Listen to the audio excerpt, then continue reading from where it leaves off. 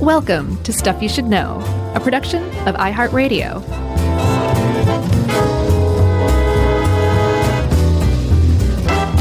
Hey, and welcome to the podcast. I'm Josh, and there's Chuck, and this is Stuff You Should Know. This is a really good one too. I don't want to get ahead of ourselves because we haven't recorded it yet, but I think this is going to be pretty good because it's very interesting and surprising and still kind of unresolved. Yeah. What city were you in? You have to tell me what you were doing, but what city were you in on December 31st, 1999 at 12:15 or 11:59 p.m.? I was in Hotlanta. What about you? Okay. I was there too. Okay. That's when I lived in the big warehouse on the West End, and we had a big party, probably the biggest New Year's Eve party I've ever thrown. And it was one of those parties where people come that don't know you. Oh, wow. And all of a sudden it was like, all right, here we go. That kind of party. That's like Weird Science or 16 Candles or something. Yeah, it was great. The guy from The Hills Have Eyes showed up on a motorcycle. The one rode up the steps. Who's also in Goonies? That wasn't the guy from the Goonies. Are you sure? Oh, no, yeah. You're right. No, it was. I think it was. He was just in makeup. No, the guy from the Goonies was football player John Matuzak. Right, same guy. Oh, that's the guy from The Hills Have Eyes? No, I don't know. I'm just trying to end up You're right. really digging a hole. Yeah, I am. Yeah, so that's what I was doing. I was throwing a big old party and not worrying too much about the Y2K bug or my bank account being empty because I didn't have much in it anyway, sure. Or being stuck in an elevator or falling out of the sky in a plane. Yeah, it was a good time to be young because you didn't really care that much. Nah. You didn't have as much to lose as if you were like some, I don't know, middle-aged fat cat or something. You were probably sweating it a little more than you were like in your 20s at the time. There's Probably so. Probably a lot of people who are listening to this right now are like, what? You guys just said Y2K bug. What is that?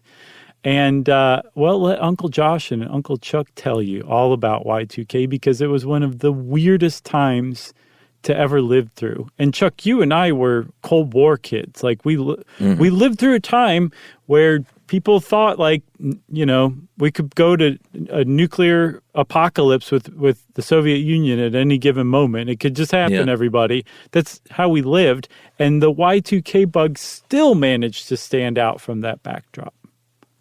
Yeah, so the idea was, and we'll get more specific, but the one sentence descriptor is computer code in early days was written with just 2 digits, not 1950 whatever, just 50 whatever. And the idea was that was going to cause a lot of problems when the calendar flipped to 2000, and that anything, like I said, from elevators being stuck to Wall Street going down to elevators being stuck.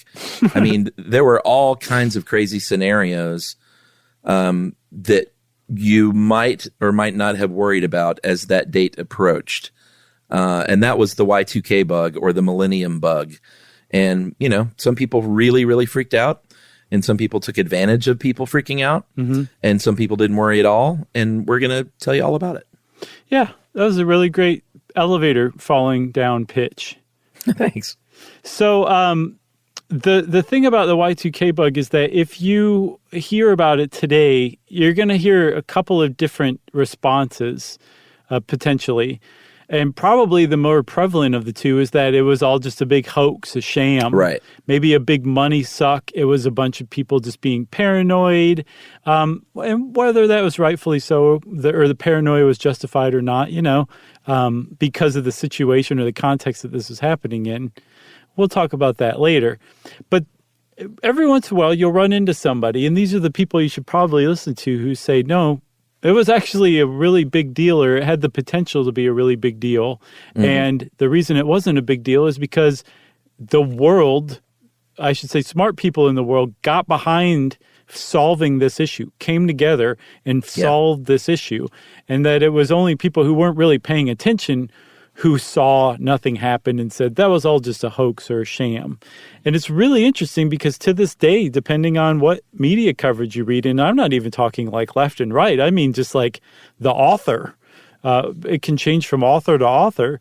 That those two different approaches to the explanation will be used depending on who you're reading. And I just find that fascinating that we still haven't resolved it fully. Oh, yeah. Like you could go to any party, any dinner party, and bring this up and get probably equal amount of those reactions, I bet. Yeah, get everybody really riled up.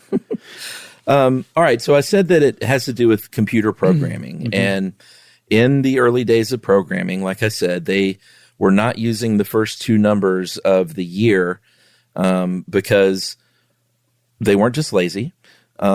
Those computers didn't have a lot of computing power. They had about 1 or 2 kilobits of memory, and it requires 8 bits or 1 byte to represent a single alphanumeric character. So if you could save 16 bits per operation that you're running by just not using 19, then you're saving a lot of memory, like well needed memory. Yeah, I mean, like this is at a time where like those bits were vital. Today we're just like drowning in RAM and gigs. Yeah, and bytes. So I saw somewhere that like somebody went down the list of what a mainframe, like just those huge like Whopper room. Yes, basically, but like where there's a whole room full of Whoppers, that those things maybe had 2 gigabytes of storage and just like some paltry amount of RAM. And so just it's such a cliche to say now that like, we like there's more data storage in like a calculator that we use today than they used to go to the moon. But it's absolutely true. And so to save that amount of data made a lot of sense. But then the other thing that kind of legitimized that decision is that these people were writing code in like the 50s and the 60s, and they're like, this stuff is going to be gone. Like it'll have been someone will change this, wiped out and like rebuilt from scratch by the time this becomes a problem in the year 2000.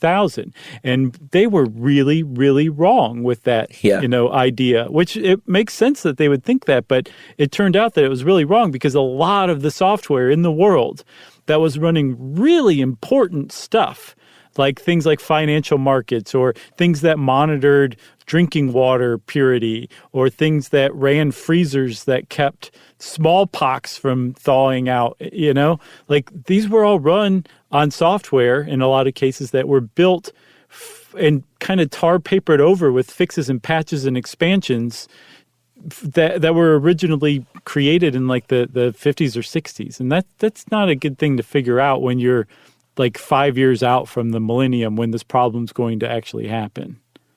Yeah, and it also was complicated by the fact that these programmers weren't all aligned on how to even enter dates in a uniform way. Some people used the Julian format, which is the 2-digit year and then the 3-digit count of the days in the year. So January 1st, 1997 would be 97001, but not everyone did it that way.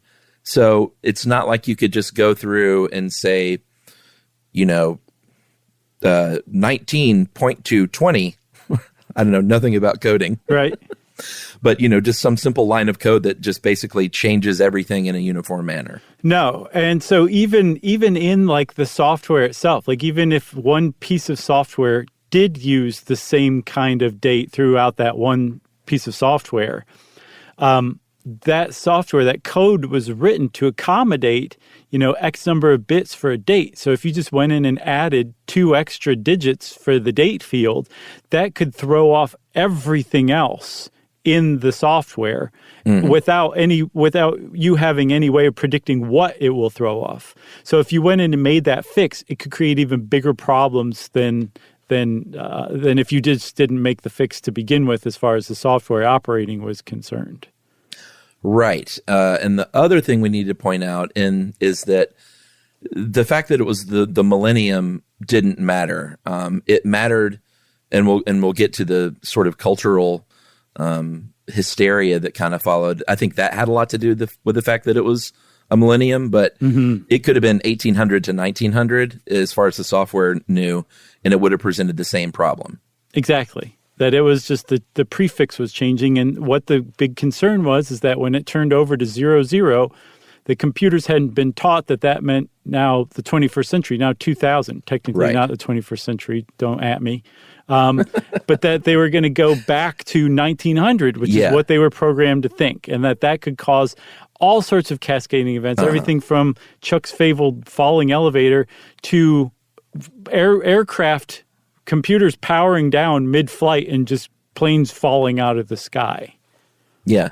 Or I had the idea that computer systems were just going to go and like smoke would come out of them and everything would just shut down. Yeah. Power would go out, your cable would go out, like just nothing would work anymore. That was the way that everybody was touting it and talking about it. And it went even worse than that. People talking about nuclear warheads launching themselves or blowing up like in their silos and that kind of stuff. Like there was a real apocalyptic vibe to the public idea about it. But even to the sober, level-headed people who are actually working to solve the problem, there's a big problem with an airline computer, resetting itself because it thinks it's 1900 while the plane's in the air. Or planes weren't around. Right, exactly. Doesn't Must compute. The other problem too, Chuck, is that they weren't sure if the computers reset themselves and like shut down, if they would have any way to get in there and start them back up again. Right. So it's not like, I saw somewhere, it's not like it was going to fix itself once, it got like a couple seconds past midnight on 2000. That wasn't necessarily a given. So they also, the other thing that really drove this I don't want to. So there were two things that happened. The public was panicking. The people working against it were like concerned and actively managing it. But for the people who were actively managing it and who were concerned, another thing that was driving it was, well, actually, it was driving it for everybody. Yeah, I'm going to settle on that. That we had no idea how widespread the problem was. Even by the mid to late 90s, there were like 40 billion microchips out there in the world doing their thing. We had no idea what percentage were going to be affected by the Y2K bug. We had no idea what missile guidance systems or what satellites or what, ATM machine systems were going to be affected. So we had to dive in and figure out once people started getting this point across, like, guys, this is actually a thing. And apparently people were raising the flags, or at least one person was raising the flags as far back as the 60s and 70s, I think, right? Or the 70s and 80s. Yeah. And why don't we talk about him and some others right after this? Okay.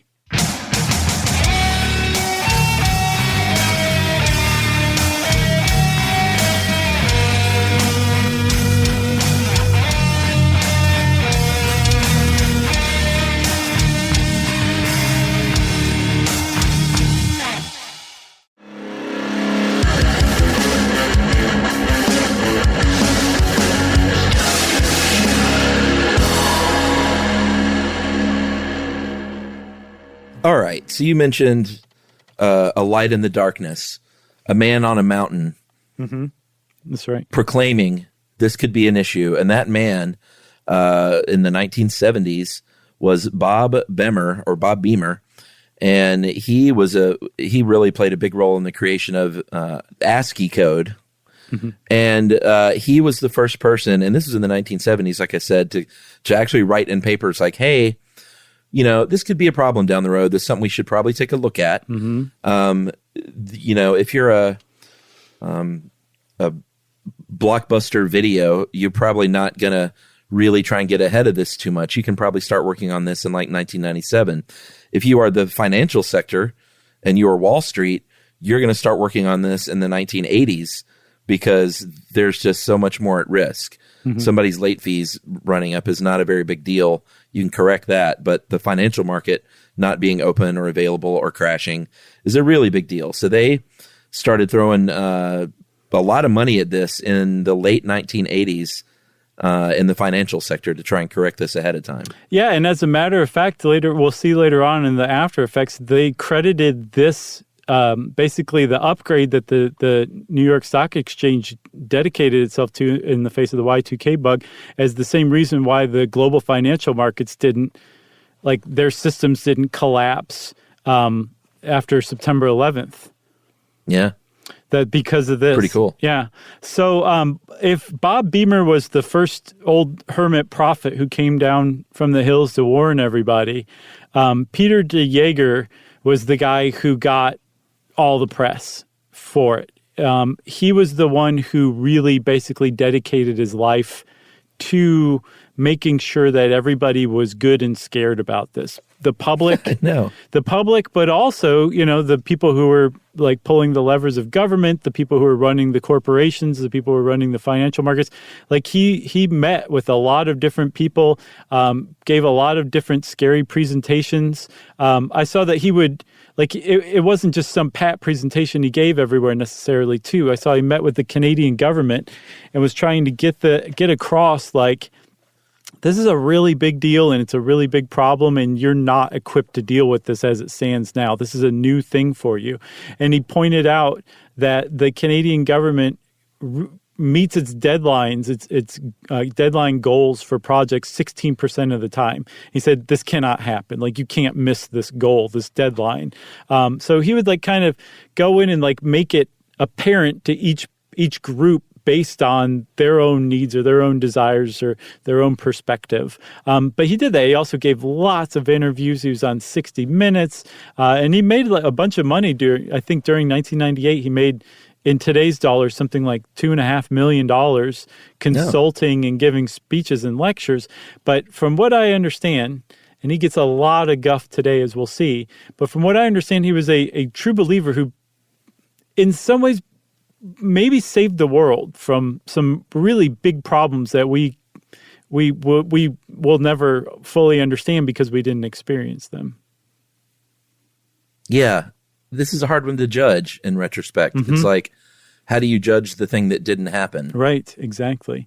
Is it a cry wolf, or was it, or did we slay the wolf? So Peter Yeager kicked the whole thing off of the 1993 article called Doomsday 2000. And in his defense, his editor probably came up with that, not him. You think? Editors typically write the headline, so it's possible. Who knows? He could have suggested it. He was that much of a doomsayer for sure that he would have been totally comfortable with that. Yeah, and this is where, the American public, like, eventually it made its way to 60 Minutes, and once Morley Safer is on there on a Sunday night talking about it, then the American public is going to get on board. And they did, and it brought out some kooks. It brought out people, preppers and survivalists. There were a lot of internet scams going around at the time. There was a lot of religiosity, sort of really heated up, like sort of doomsday preachers and stuff like that started coming out of the woodwork a little bit more. Mm-hmm. Anyone that thought that they could make money off of this thing through fear kind of came out of the woodwork. And, when something like that's happening, you've got that on one side, and then you've got a lot of people on the other side just thumbing their nose at it and saying, this is all a big scam. This is all a hoax. Look at all these kooks that are trying to get, separate us from our money. It's just a big scam, and we don't have anything to worry about. It's weird. It almost sounds familiar in some weird way. Yeah, like it's what we've been experiencing, huh? Yeah, this is definitely like it was a peek behind the curtain of what could come. Although it was not nearly as stark. Although I don't know, maybe I wasn't paying as much attention then as I am these days. But it didn't. You definitely weren't. It didn't seem. No, that's true.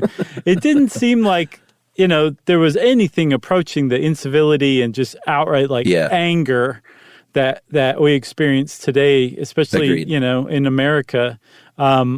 Compared to them, but there were definitely two sides to this issue, and they definitely were entrenched against one another. It just wasn't like neither side hated the other; they just thought the other one was dumb.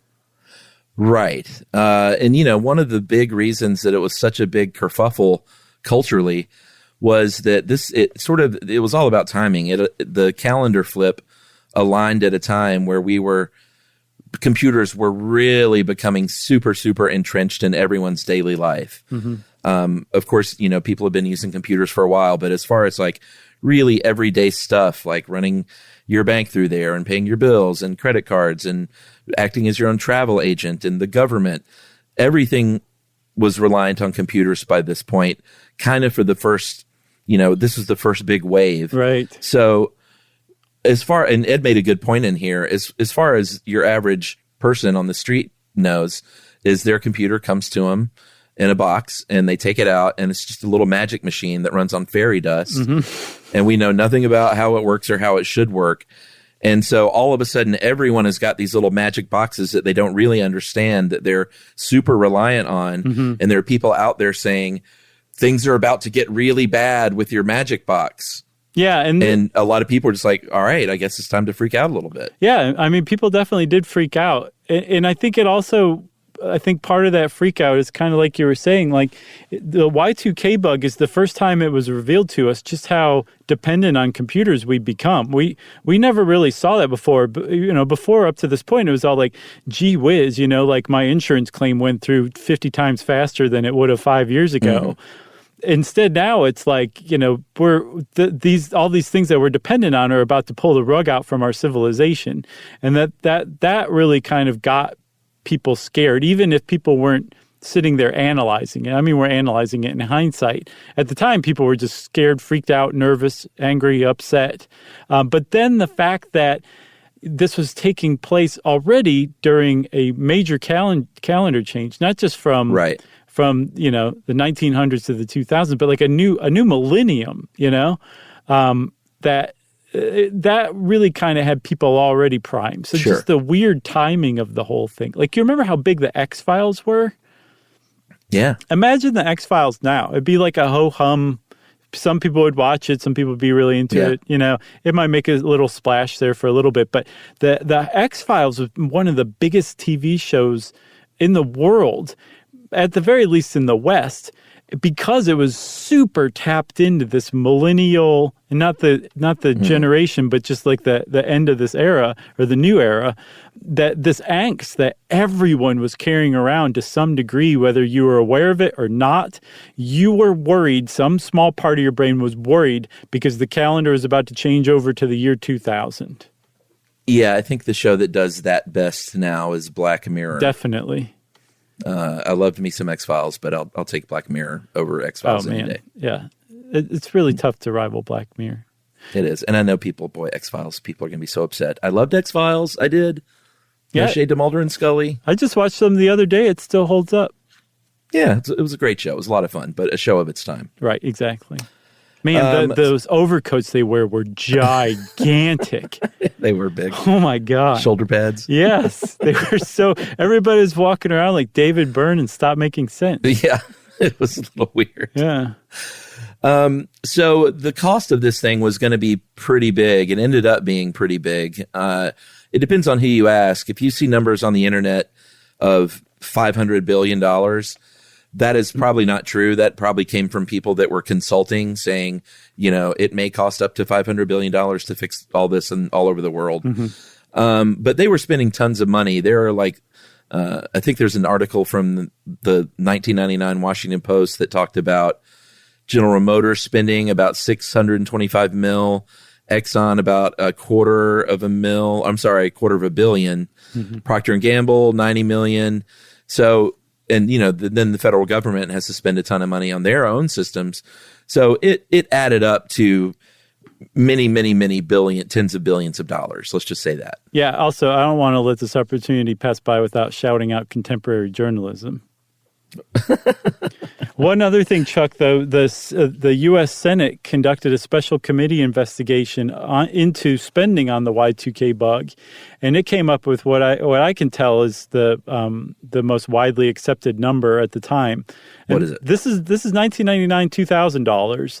$100 billion were spent in the United States alone. Okay. And that about 8.4 private and public sectors. Yeah, about 8.4 billion of that was by the U.S. government. Okay.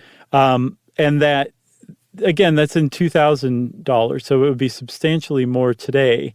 And that the U.S. is almost certainly the largest spender on this issue, because we were also at the time the most dependent country on computers, or the country that was the most dependent on computers in the entire world. So we had the most to lose, we had the most to gain by spending this money.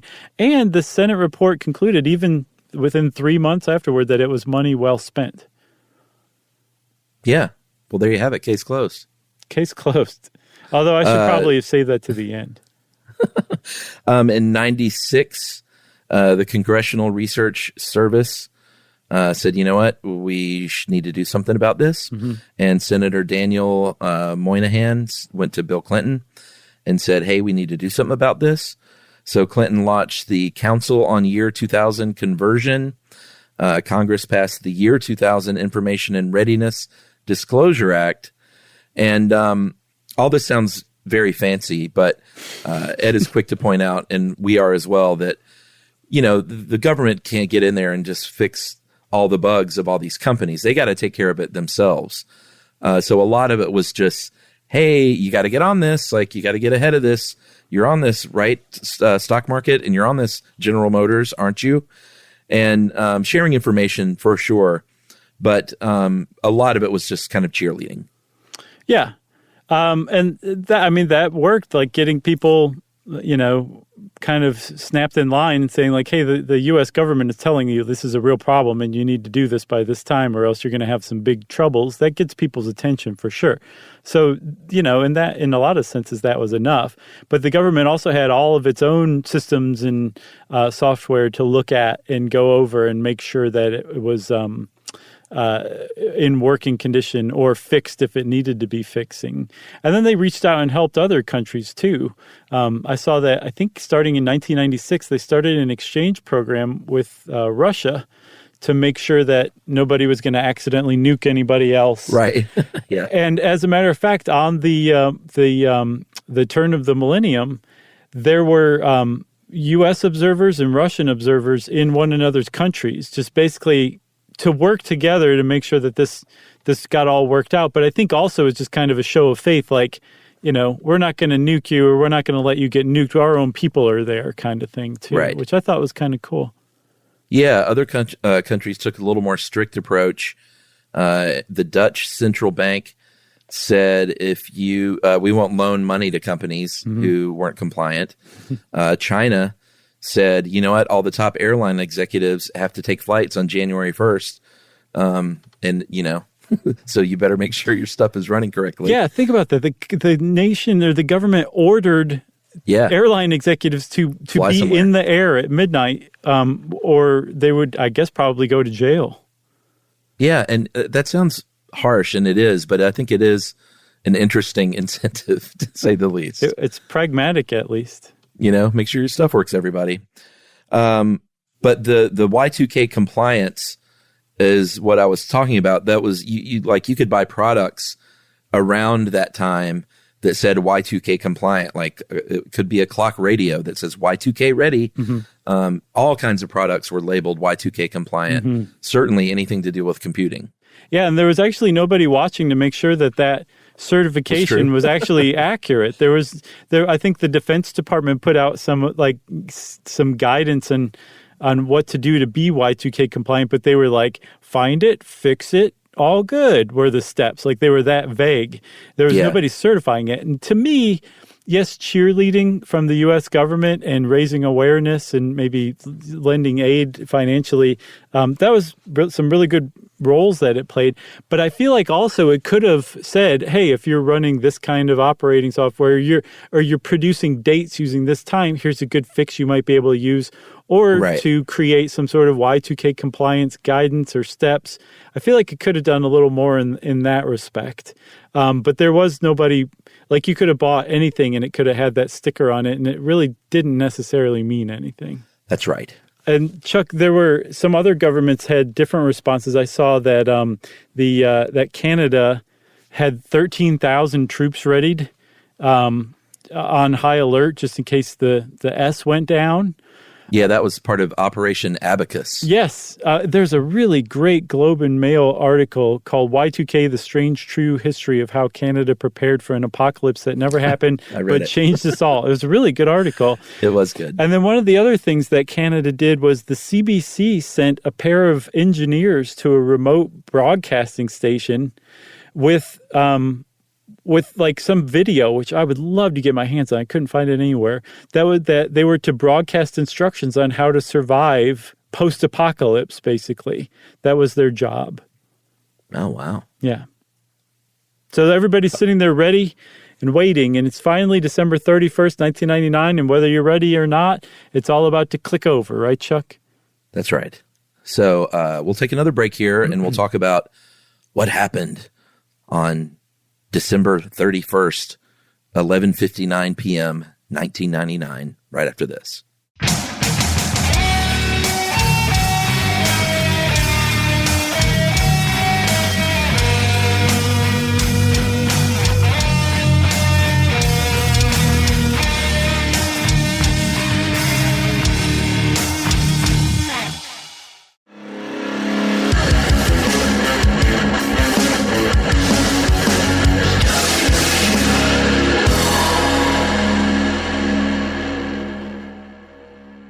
All right. What happened, man? I've been on pins and needles for 120 seconds.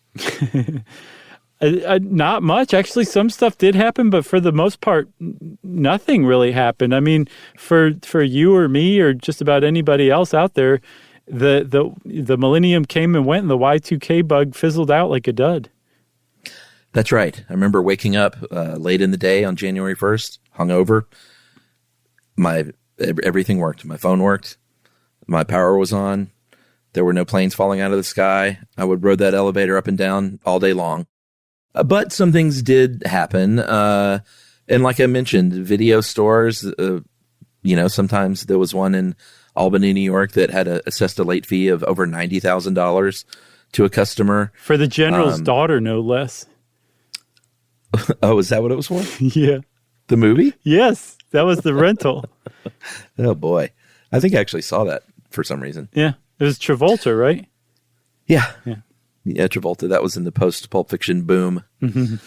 Let me see. There was a national laboratory nuclear weapons plant in Tennessee had some malfunctions. I think there was some other nuclear malfunctions in Japan, but nothing big, obviously, or, it would have been catastrophic. Mm-hmm. But really, mostly minor things happened. Yeah, there was like 30,000 cash registers in Greece that were all running the same software, showed that the year is 1900 on receipts. Like, nothing particularly bad. I think in the U.S., the most jarring thing that happened for the government was some spy satellites they went offline for 3 days.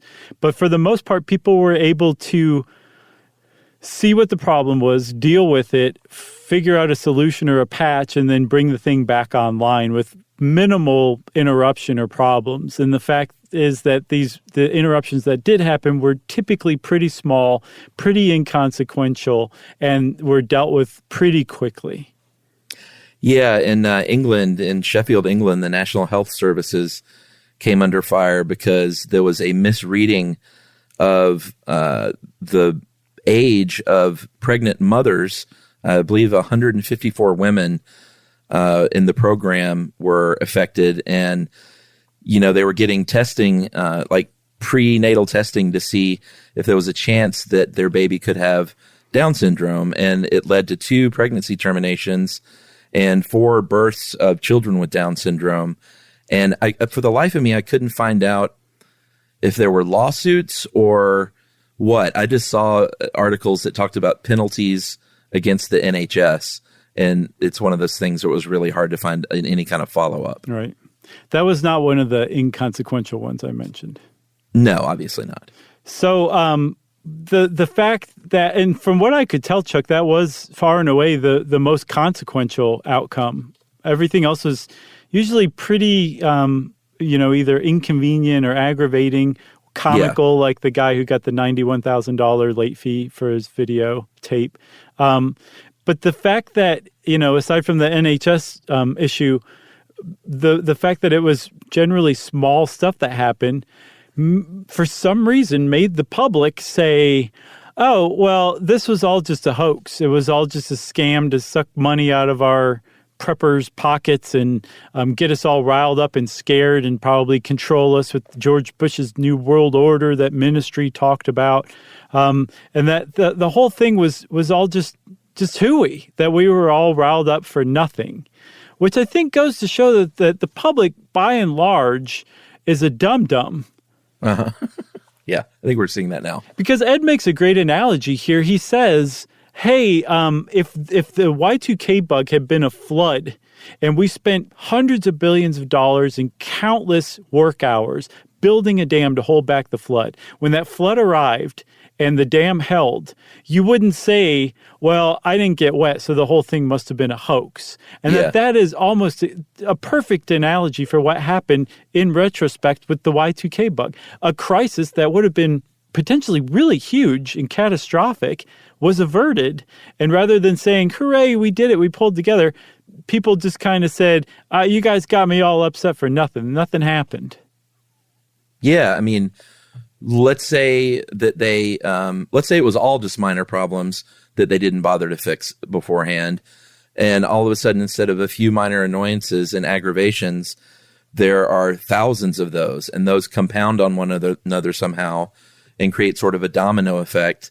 It's not just that they corrected the main systems like the financial markets and the nuclear codes and all those things that they needed to correct.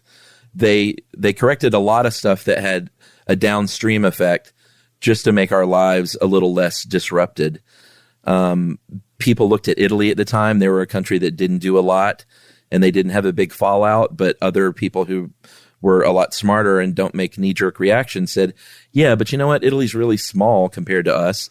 They weren't nearly as computer reliant at the time as we were.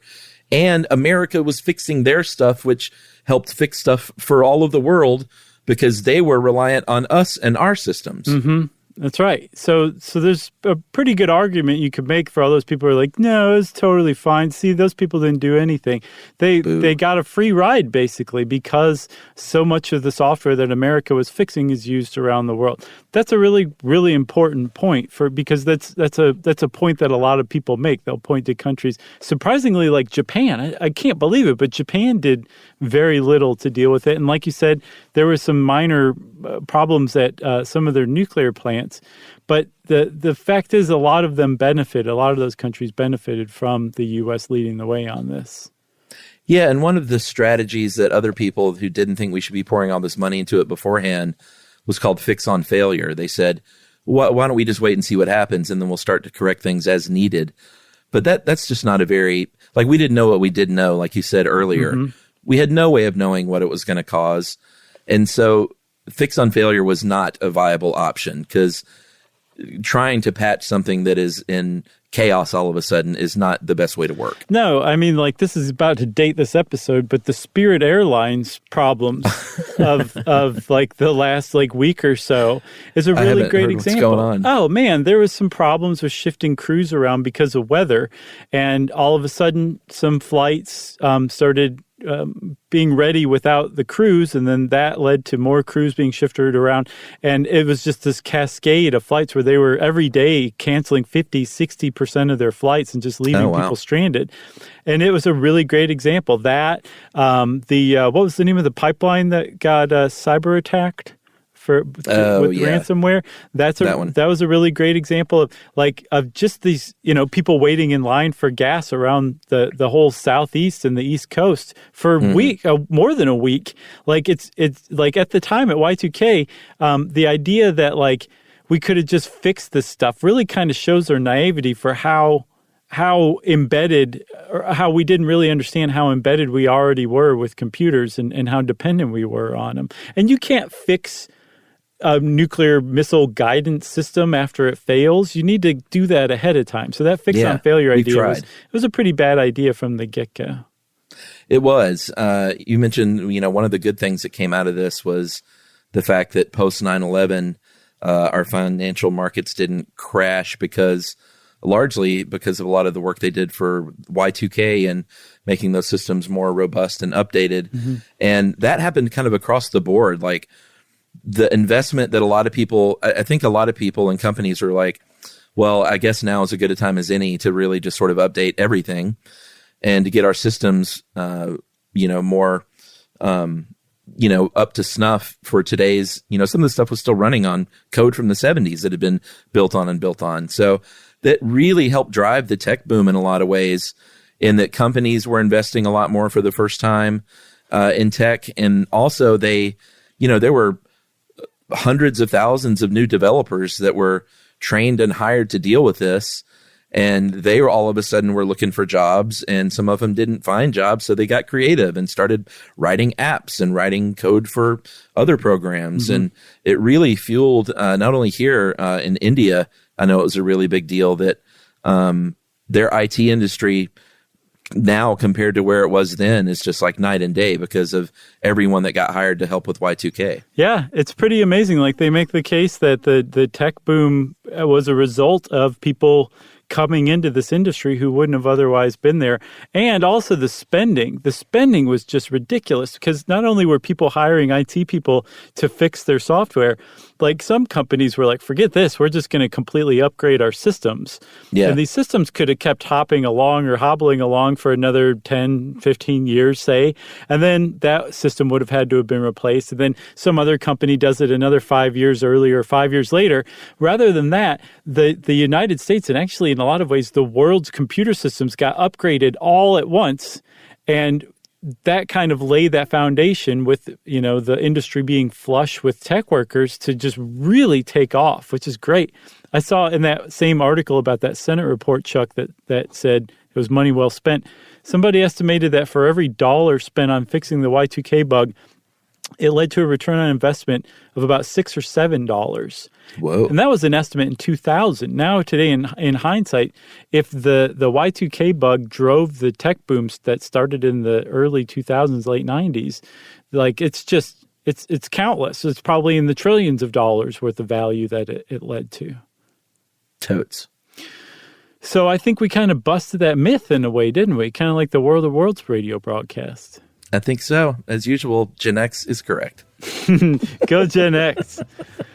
If you want to know more about how Gen X rules, you can go onto the internet and look at this thing that we built called the internet and learn some more stuff. What do you think of that? I think it's great. And since I said learn some more stuff, it's time for listener mail. I'm going to call this Bobbin Girls from our child labor podcast. Hi, guys. I'm Amanda Maru Sars. I'm a longtime listener and love everything you guys do. In your child labor episode, you mentioned you were unsure of the dangers of working as a bobbin girl or boy. Mm-hmm. Well, let me tell you. Mm-hmm. I'm from Lowell, Massachusetts, where they claim the Industrial Revolution was born. Mm-hmm. If you're from this area, in elementary school, you visit the Boot Cotton Mill Museum for school field trips. We learn about the history of and cotton weaving processes of the time. Something that always stuck with me, being a little girl at the time of these trips, was the bobbin girls. They recite a list of horrors that these child laborers went through, from getting their fingers snapped off in the weaving machine crevices to getting their hair caught and essentially getting scalped. Man, I knew so there it. You have it. I totally knew it. There was going to be something really horrific about it. Just wanted to polish off your episode with the most graphic details that 7-year-old me could remember being plagued by. That is from Amanda Maru Sars. Very nice. Thanks a lot, Amanda. That's exactly what I assumed was out there, so thanks for filling in the blanks for us. I love it. If you want to get in touch with us like Amanda did, especially if you love everything we do, like she says, we love hearing from people like that. You can get in touch with us via email at stuffpodcast@iheartradio.com. Stuff You Should Know is a production of iHeartRadio. For more podcasts from iHeartRadio, visit the iHeartRadio app, Apple Podcasts, or wherever you listen to your favorite shows.